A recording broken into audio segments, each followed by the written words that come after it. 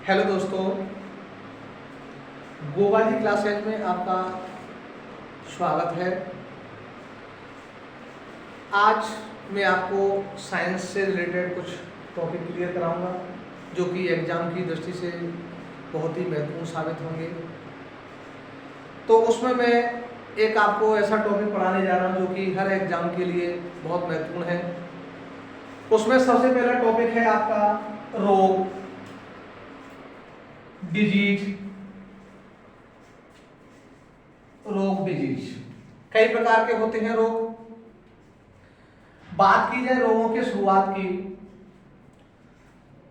तो पहला पॉइंट, रोग एवं उनके लक्षणों का अध्ययन। रोग एवं उनके लक्षणों का अध्ययन एक शब्द में कहा जाए तो उसे हम पैथोलॉजी कहते हैं। रोग एवं उनके लक्षणों के अध्ययन को पैथोलॉजी कहते हैं। बात करी जाए रोगों के कारणों का अध्ययन, रोगों के कारणों का अध्ययन साइंस की भाषा में इटियोलॉजी कहला जाता है।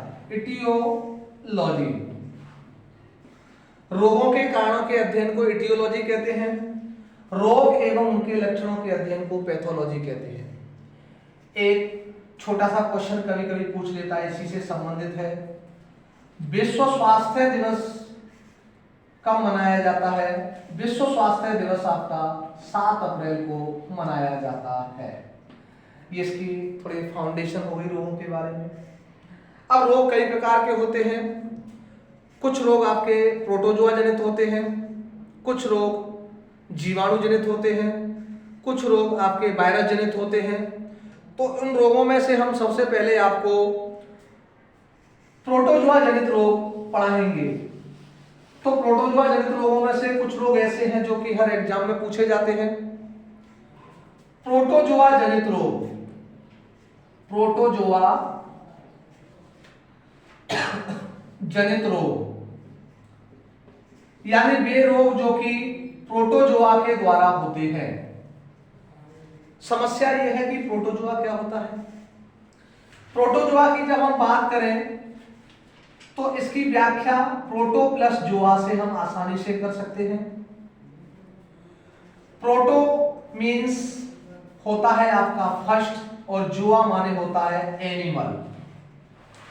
फर्स्ट यानी आद्य प्राणी, आद्य प्राणी बहुत प्राचीन प्राणी यानी एक कोशिकीय प्राणी होते हैं, उन्हें हम प्रोटोजोआ कहते हैं। प्रोटोजोआ जनित रोगों को जो याद करने की आपके पास ट्रिक होगी वो होगी श्वेत आम कल पानी में पका। श्वेत आम कल पानी में पका, इस ट्रिक से आप प्रोटोजोआ जनित रोगों को निकाल सकते हो। श्वेत, श्वेत का मतलब है यहां पर श्वेत प्रदर। श्वेत प्रदर, श्वेत प्रदर को हम इंग्लिश में ल्यूकोरिया भी कहते हैं। श्वेत प्रदर यानी ल्यूकोरिया।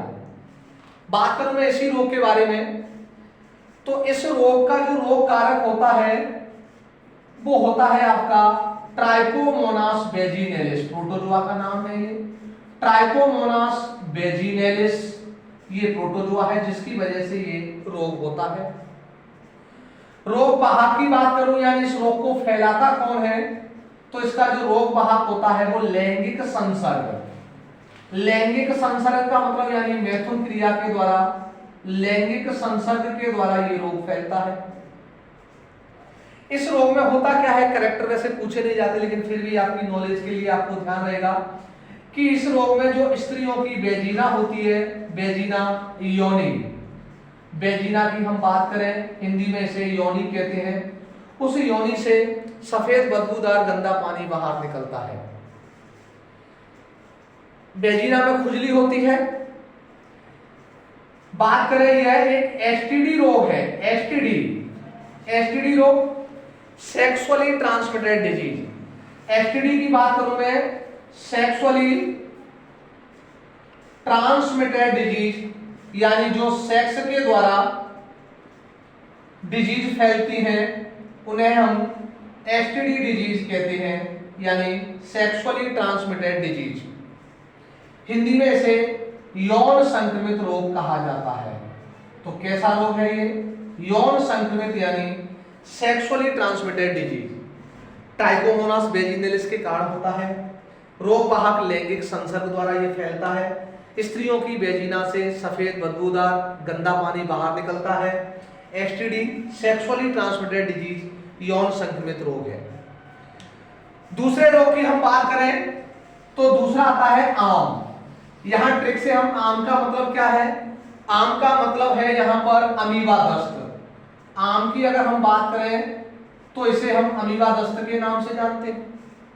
अमीबा दस्त को हम अमीबियासिस भी कहते हैं। अमीबियासिस, अमीबियासिस के अलावा इसे हिंदी में या तीसरा नाम इसे पेचिस भी कहते हैं। कई बार पूछा जाता है एग्जाम में। अगर इसके रोग कारक की हम बात करें तो रोग कारक तो कोई प्रोटोजोआ रहेगा, लेकिन एक प्रोटोजोआ बहुत बड़ा फाइलम है, संघ है, और उस फाइलम में जो जीव आते हैं उनकी वजह से ये रोग होते हैं। अमीबा दस्त की बात करें तो ये रोग आपका एंट अमीबा स्टोलाइटिका, एंट अमीबा स्टोलाइटिका की वजह से ये रोग होता है आपका। बात करें रोग वाहक, रोग वाहक की बात करें तो जिस बीमारी में अगर दस्त लग जाए तो इसका एक ही कारण होता है फैलने का, हमेशा ज्यादातर बीमारियों में दूषित जल और भोजन। दूषित जल और भोजन यानी इन्फेक्टेड वाटर और फूड का अगर सेवन किया जाए तो उस कंडीशन में ये बीमारी फैलने के चांसेस ज्यादा होते हैं। होता क्या है, नाम से ही पता लग रहा है, दस्त। होता क्या है, उल्टी, दस्त और बुखार इसके मेन कैरेक्टर हैं। इसके अलावा इसमें ये क्वेश्चन बहुत इंपॉर्टेंट है, कई एग्जामों में पूछा गया है, इसमें बड़ी आंत प्रभावित होती है। अमीबा दस्त में आपकी बड़ी आंत क्या होती है? प्रभावित होती है। एंट अमीबा स्टोलाइटिका की वजह से ये रोग फैलता है, रोग कारक है। रोग वाहक दूषित जल और भोजन होता है। उल्टी, दस्त, बुखार इसके मेन कैरेक्टर हैं और इस रोग में बड़ी आंत आपकी प्रभावित होती है।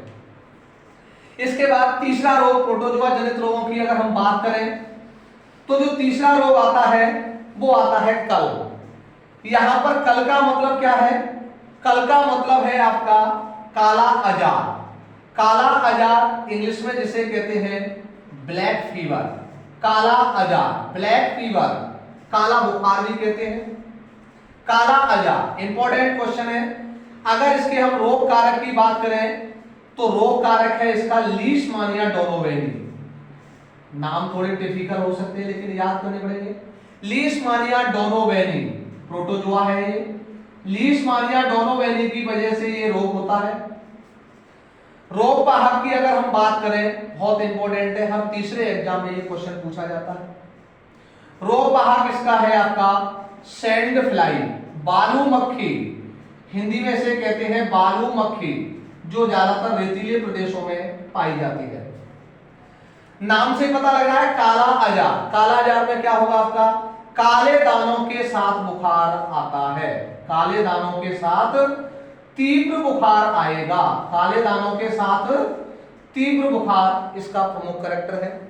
रोग कारक लीशमानिया डोनोवेनी की वजह से होता है। रोग वाहक सैंड फ्लाई, बालू मक्खी। काले दानों के साथ तीव्र बुखार होता है और इस बीमारी में आपका रक्त व यकृत प्रभावित होता है। लीवर इस बीमारी में आपका क्या होता है? प्रभावित होता है। इसके बाद कल के बाद की अगर बात करी जाए तो कल के बाद आता है पा। पा यानी पानी में पा पहले। पा का मतलब है आपका पायरिया। पायरिया भी प्रोटोजोआ जनित रोग है। पायरिया रोग की अगर हम बात करें तो इस रोग का जो रोग कारक है वो है आपका ट्राइकोमोनास बकलिस। ट्राइकोमोनास बकलिस, ट्राइकोमोनास बकलिस या ट्राइकोमोनास टीनएक्स। टीनएक्स यानी ट्राइकोमोनास बकलिस या ट्राइकोमोनास टीनएक्स में से किसी भी एक के संक्रमण के कारण पायरिया रोग होता है। कई किताबों में एंटमीबा जिंजीविलिस दे रखा है, लेकिन एंटमीबा जिंजीविलिस किताबों में बिल्कुल गलत दे रखा है। एंटमीबा जिंजीविलिस होता है वो जो पायरिया रोग होता है, मवाद पड़ जाती है दांतों में, उस मवाद की थैलियों में रहता है सहभोजी के रूप में, जीवन यापन करता है, मवाद को खाता रहता है, वो सहभोजी है, लेकिन बदनाम कर दिया उसे। लेकिन पायरिया रोग होता है वो केवल और केवल ट्राइकोमोनास बकलिस या ट्राइकोमोनास टीनेक्स में से किसी भी एक के संक्रमण के कारण होता है। रोग वाहक पायरिया, पायरिया रोग का रोग वाहक दूषित जल और भोजन के द्वारा ये फैलता है। दूषित जल व भोजन के द्वारा ये बीमारी फैलती है और ये चुम्बन के द्वारा भी फैलता है। अगर होठ से होठ मिलाकर के अगर चुम्बन किया जाए तो चुम्बन द्वारा ये बीमारी भी फैलती है।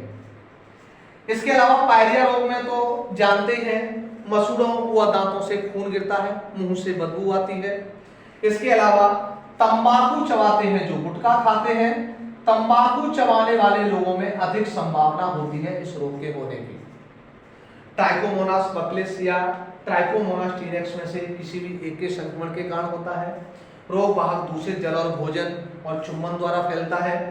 तंबाकू चबाने वाले लोगों में अधिक संभावना होती है और दांतों व मसूड़ों से इस बीमारी में खून गिरता है। यह हो गया आपका पायरिया। पायरिया के बाद आगे बात करें प्रोटोजोआ जनित रोगों में तो श्वेत यानी श्वेत प्रदर हो गया, आम अमीबा दस्त हो गया, कल कालाजार हो गया, पायरिया हो गया और इसमें नी का मतलब है निद्रालु रोग।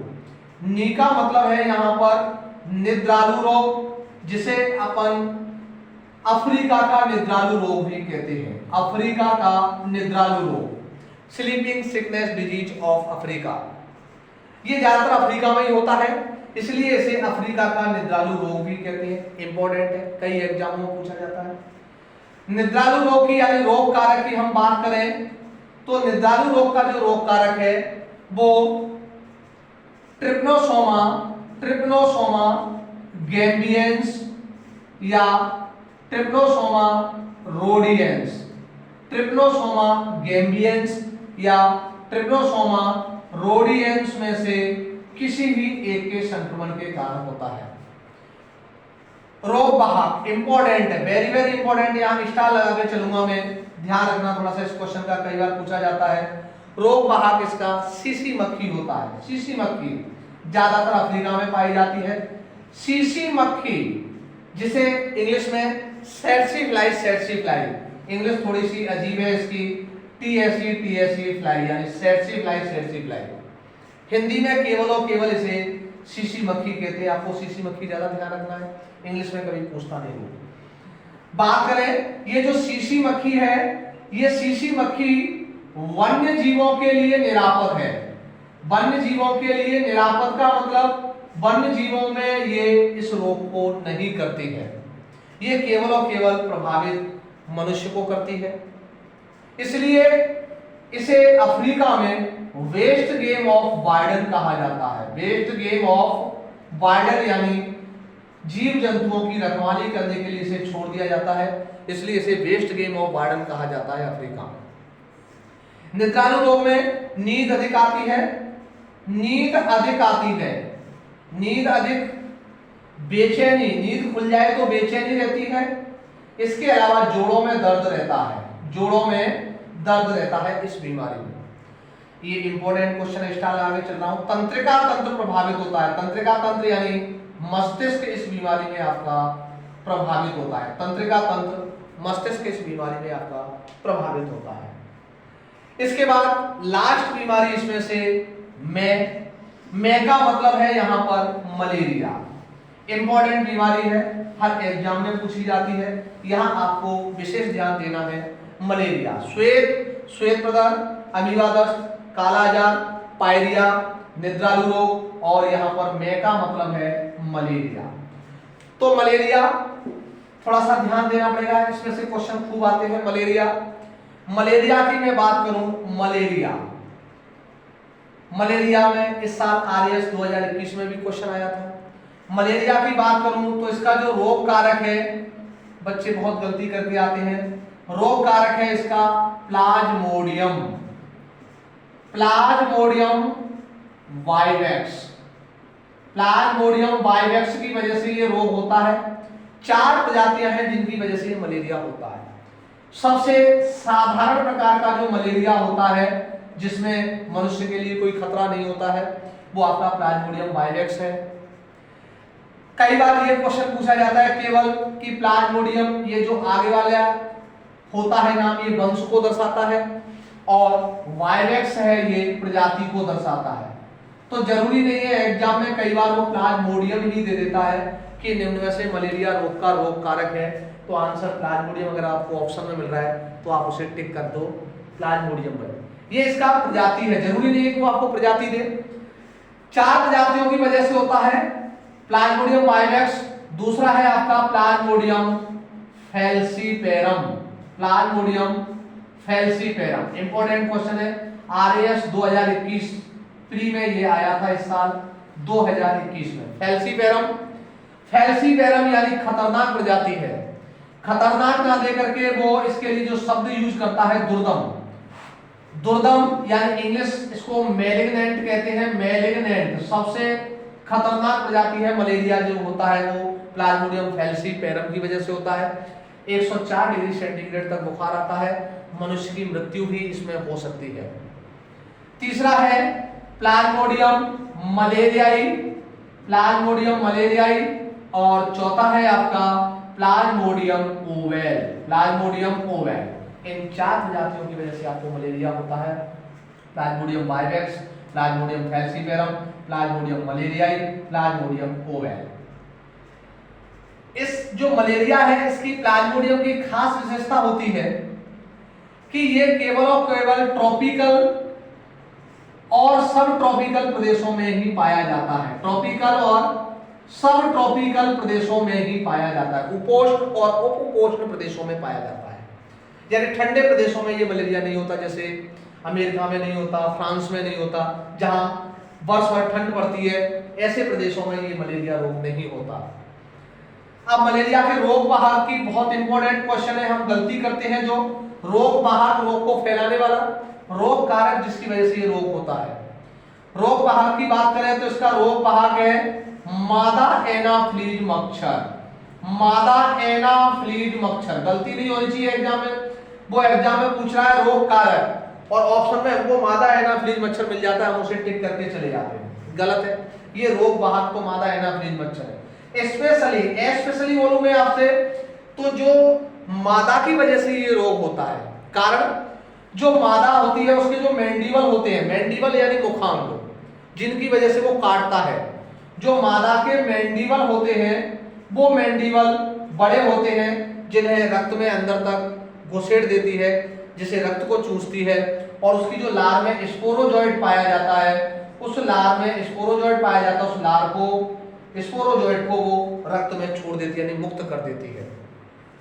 अब बात आई आरएएस 2016 की मैं बात करूं तो क्वेश्चन आया कि नर एनाफ्लीज मच्छर फिर जीवन यापन कैसे करता है। मादा तो रक्त को चूसती है, लेकिन नर कैसे करता है? तो नर है वो केवल और केवल जो परागकण होते हैं, वो यानी फूलों के मकरंद व रसों को पीता है। फूलों के मकरंद व रसों को पीता है, क्योंकि उसके जो मैंडिबल होते हैं वो छोटे होते हैं, अंदर तक रक्त में घुसा नहीं पाता, जिसकी वजह से ये फूलों के मकरंद व रसों को पीता है और उसी पर अपना जीवन यापन करता है। आगे बात करें मलेरिया की, तो मलेरिया में क्या होता है? रक्त, रक्त में भी specially RBC, RBC red blood corpuscles, लाल रक्त कणिकाएं, इसमें संख्या घटने लगती है, यानी इसकी संख्या गिरती है। बात करूंगा प्लेटलेट्स की, बच्चे कंफ्यूज हो जाते हैं। प्लेटलेट्स, प्लेटलेट्स केवल और केवल डेंगू और चिकनगुनिया बुखार में गिरती है। यहाँ प्लेटलेट्स का मलेरिया से कोई संबंध नहीं है। यहाँ मलेरिया में केवल और केवल आरबीसी की संख्या डाउन होती है और ठंड लग करके तेज बुखार आता है, ठंड लगती है और तेज बुखार इसमें आता है। बात करें मलेरिया को और आगे हम बढ़ाएं तो विश्व मलेरिया दिवस की बात करें, हम कभी कभी पूछ लेता है, तो विश्व मलेरिया दिवस 25 अप्रैल को मनाया जाता है। विश्व मलेरिया दिवस यानी वर्ल्ड मलेरिया डे। विश्व मलेरिया दिवस की बात करें तो 25 अप्रैल को मनाया जाता है। WHO के द्वारा ये डेट घोषित की गई, विश्व स्वास्थ्य संगठन के द्वारा। आगे बढ़े, संरक्षी परपोषक। संरक्षी परपोषक का मतलब होता है कि जिसके अंदर ये रोग होता ही नहीं है। संरक्षी परपोषक इसका बंदर होता है, यानी अरोगकारी, यानी ये रोग बंदर के अंदर नहीं होता है, सुरक्षित रहता है ये प्लाज्मोडियम बंदर के अंदर, इसलिए बंदर को इसका संरक्षी परपोषक माना गया। संरक्षित रहता है, रिजर्व रहता है उसके अंदर। आगे बात करें मलेरिया की, तो विश्व में पहली बार मलेरिया परजीवी की खोज ब्लड में, रक्त में सबसे पहले विश्व में मलेरिया परजीवी की जो खोज की थी, बहुत अच्छा क्वेश्चन है, चार्ल्स लुईस लेवेरोन ने की थी। चार्ल्स लुईस लेवेरोन ने की थी पहली बार विश्व में मलेरिया परजीवी की खोज। इससे पहले मलेरिया का कारण दूषित वायु माना जाता था, पहले इतने वैज्ञानिकों को जानकारी नहीं थी, तो दूषित वायु को ही मलेरिया का कारण मान लिया जाता था पहले। भारत की बात करी जाए कि भारत में मलेरिया परजीवी की खोज, तो भारत में मलेरिया परजीवी की खोज, रक्त में मलेरिया परजीवी की खोज सर रोनाल्ड रॉस ने की थी। सर रोनाल्ड रॉस, हैदराबाद में सर रोनाल्ड रॉस ने भारत में मलेरिया परजीवी की खोज की थी, हैदराबाद में। हैदराबाद में देश आजाद नहीं हुआ था उस समय तक, तो देश पर अपने पर अंग्रेजों का अधिकार था। उस समय ये हैदराबाद में रहते थे सर रोनाल्ड रॉस। इस रोनाल्ड रॉस की बात करें हम, तो इनकी 20 अगस्त 1932 ईस्वी को मृत्यु हो गई। 20 अगस्त 1932, 20 अगस्त, ये डेट मैंने क्यों लिखाई है कि सर इसका क्या यहाँ पर काम है, क्योंकि 20 अगस्त को हम मच्छर दिवस मनाते हैं इनकी याद में। मच्छर दिवस मनाया जाता है, मॉस्किटो डे, 20 अगस्त इनकी याद में 20 अगस्त को मच्छर दिवस मनाते हैं। और इनके साथ दुर्घटना ये रही कि इनकी मृत्यु का कारण भी मलेरिया रहा, यानी ये मलेरिया परजीवी को खोज लिया, लेकिन इनकी मृत्यु का कारण भी मलेरिया रहा। बात आगे और करें मलेरिया की, तो मलेरिया का अगर जैविक नियंत्रण किया जाए, बहुत अच्छा क्वेश्चन है, इस साल एलडीसी 2018 में आया था। जैविक नियंत्रण यानी केवल और केवल जीवों के द्वारा नियंत्रण किया जाए, कि मलेरिया का नियंत्रण कैसे कर सकते हैं हम जीवों के द्वारा, बायोलॉजिकल कंट्रोल। तो जो मलेरिया परजीवी है वो गंदे जल में पनपता है, यानी इसका जो लार्वा है वो गंदे जल में पनपता है। तो अगर हम गंदे जल में हम मछलियां छोड़ दें, एक तो है आपकी गेम्बूसिया, ये मछलियों के नाम है गेम्बूसिया, इंपॉर्टेंट है, कई बार पूछी जाती है एग्जाम में। गेम्बूसिया, ट्राउट, मीनोस और चन्ना, ये 4 मछलियां ऐसी हैं जो लार्वा भक्षी हैं, जो कि मच्छर के लार्वा को खाती है। इसके गेम्बूसिया ज्यादा फेमस है, एग्जाम में सबसे ज्यादा पूछी जाती है गेम्बूसिया, ट्राउट, मीनोस, चन्ना, ये लार्वा भक्षी मछलियां। अगर बात करी जाए कि मलेरिया का और किस तरीके से नियंत्रण किया जा सकता है, तो उसके लिए आप जल में केरोसिन का छिड़काव कर सकते हैं। केरोसिन, मिट्टी का तेल छिड़काव कर सकते हैं। केरोसिन जल से हल्का होता है, तो जल की सतह पर उतराता है। मलेरिया जो परजीवी होता है, इसका जो लार्वा होता है, उस लार्वा में एक साइफन रचना पाई जाती है, इस साइफन रचना को वो जल से बाहर निकाल लेता है और इसकी सहायता से ये श्वसन क्रिया करता है। लेकिन जब इसमें केरोसिन डाल दिया जाता है, तो ये साइफन संरचना इसकी बंद हो जाती है मिट्टी के तेल की वजह से, जिसकी वजह से ये लार्वा मर जाता है, तो इसका नियंत्रण आसानी से हो जाता है। बात की जाए और क्या कर सकते हैं, तो एक तो BHC, बेंजीन हेक्साक्लोराइड, इसका छिड़काव किया जाए घरों में, और एक है आपका DDT, diphenyl trichloroethane. BHC, benzene hexachloride, diphenyl trichloroethane, इन दोनों का छिड़काव किया जाए तो भी हम मलेरिया का नियंत्रण कर सकते हैं। बात की जाए मलेरिया की दवा, फेमस दवा है जो खूब पूछी जाती है, मलेरिया की दवा है, एक वृक्ष होता है सिनकोना। ये सिनकोना वृक्ष की खास विशेषता है कि ये Bharat, China, Sri Lanka, Burma, Myanmar, इन्हीं देशों में ये पाया जाता है। सिनकोना वृक्ष होता है, इसकी जो छाल होती है, उस छाल से कुनैन की गोली बनाई जाती है। उन कुनैन का यूज मलेरिया की दवा के रूप में किया जाता है। फेमस दवाई है कि मलेरिया की नई दवा यानी 2016 ईस्वी के आसपास, 2016 में चाइना ने रिलीज की थी, चीन ने। तो मलेरिया की जो नई दवा है उसका नाम है आर्टीथर। बहुत प्रभावशाली है आर्टीथर, मलेरिया के लिए सबसे ज्यादा प्रभावशाली दवाई मानी जाती है आर्टीथर। इस आर्टीथर को आर्मेसिया ओना पौधे से प्राप्त किया गया है। आर्मेसिया ओना पौधे से प्राप्त किया गया है।